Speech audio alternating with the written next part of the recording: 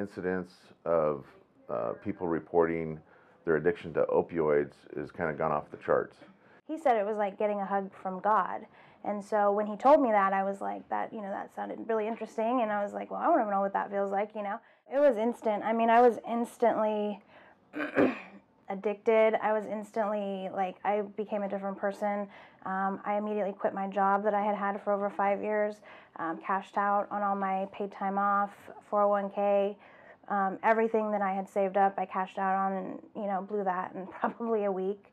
I mean, I was just immediately obsessed with just getting the next high. I couldn't balance a relationship with anybody or anything other than the drug.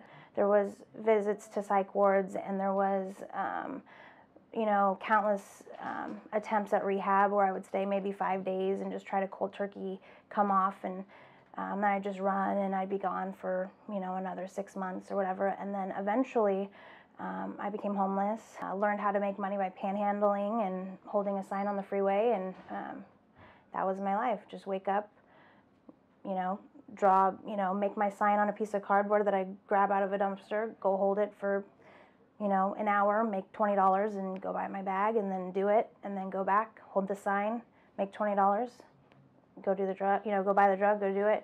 And it was just this vicious cycle, and I really thought I was going to die like that. I truly did. I did not see any way out. I had no hope.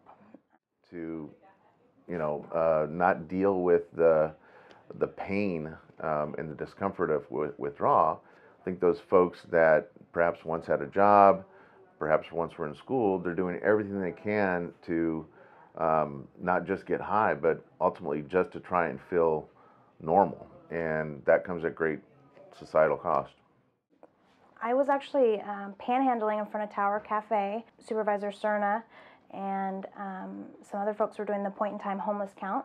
And they approached me and started asking me questions about, why I was homeless, what brought me to this place. And I just was really honest, and I just said, I'm addicted to opiates. I have been for, 4 years. And Dr. Flynn started me on a shot form of buprenorphine, which it's called Sublocade. And that has been really, really, I believe, helped save my life, because I feel totally normal. I don't have to take a medication every day. It's just, I don't know, for whatever reason, it works really good for me. Consistent feedback you get from patients that have succeeded on buprenorphine is that they just want to feel normal, and this is what helps them do that. And then to hear that it stabilizes that addiction to a point where people are getting their families back, they're getting their careers back, they're completing their education, they're starting families. I do have experience with methadone. It was too much like heroin. It was too much the high was too similar. I was non-functioning on it. There was no way I could have had a job or maintained relationships with loved ones or anything like that. I mean, there's no comparison to the way I feel that buprenorphine has worked for me. It allows me to have such a normal life, whereas with methadone, it was just so similar to using. Methadone's been around for 50 years. It's forced into a way of giving it where the person comes in the morning, gets their full dose for the day, and then by the next morning they're in withdrawal.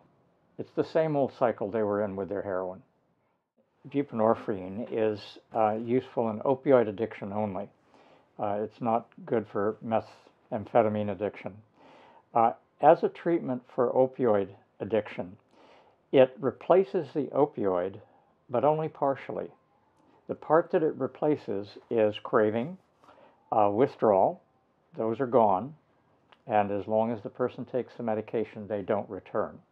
It's amazing what happens when you take away opioid craving. That's what drives opioid addiction. People return to their normal selves as if they had never become addicted in the first place. I didn't really know what it would feel like or be like, but I wanted to try to just have a normal life. I didn't really know what that was anymore, but and I met an amazing man who's also in recovery. We're engaged. We're having a baby.